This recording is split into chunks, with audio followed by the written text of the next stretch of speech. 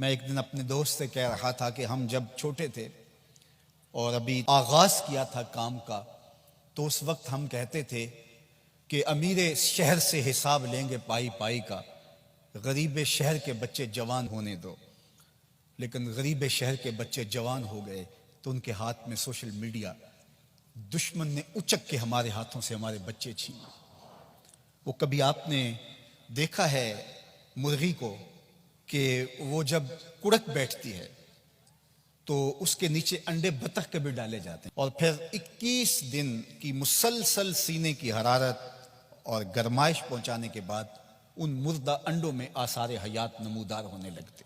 بطخ کے بچے جب انڈوں سے نکلتے اور مرغی ان کو لے کر کے جاتی ہے باہر گھومنے کے لیے، تو آگے جوہر ہوتا ہے، چھپڑ ہوتا ہے، اور سارے بچے چھلانگ لگا کے جوہر میں چلے جاتے ہیں، اور مرغی وہاں کھڑی ہو کے کڑ کڑ کر کے اپنے درد کا اظہار کر رہی ہوتی ہے کہ ان کو سینچا میں، ان کو پالا میں نے 21 دن کی ساری خواہشات کو ترک کر کے ان کو اپنے سینے کی توجہ دی اور یہ چھپڑ میں جا بڑھے۔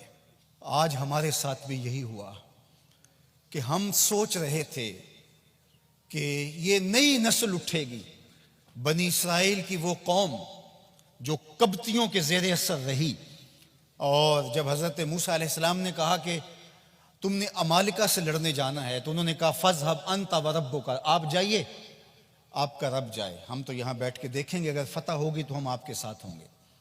لیکن جب مقام تی میں ان کو قید کر دیا گیا تو پھر آزادی سے پیدا ہونے والے نئے بچے جو وہاں پیدا ہوئے اور جوان ہوئے، انہوں نے پھر عمالقہ سے لڑائی کی۔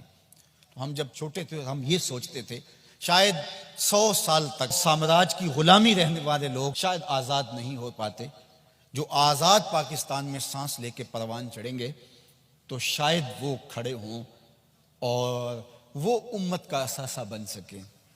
لیکن مرغیاں پھر دیکھتی رہ گئیں اور یہ بچے چھپڑ میں چلے گئے۔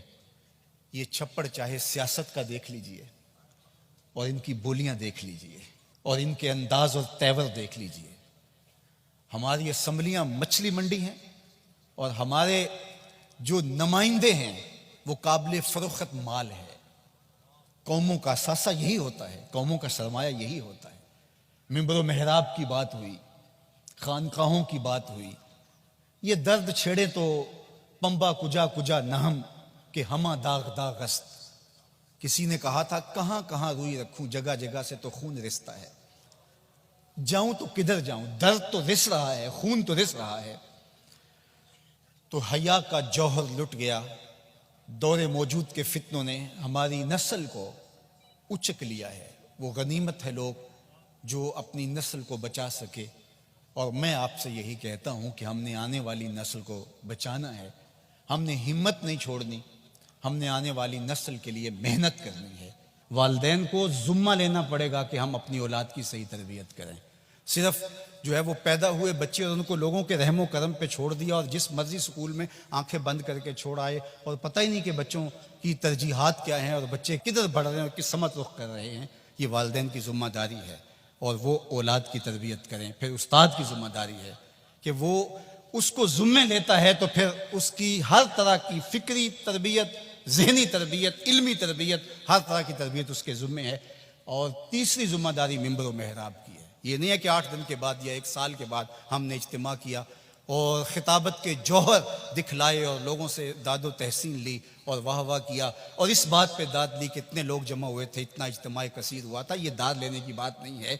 ہم نے یہ دیکھنا ہے کہ ہم نے بات کہی کیا اور کیا وہ لوگوں کی جو ہے وہ معروضی ضروریات کو پورا کرتی ہے اور لوگوں کی مستقل ضروریات کا مداوع اس میں ہے یا نہیں ہے۔ اللہ اکبر۔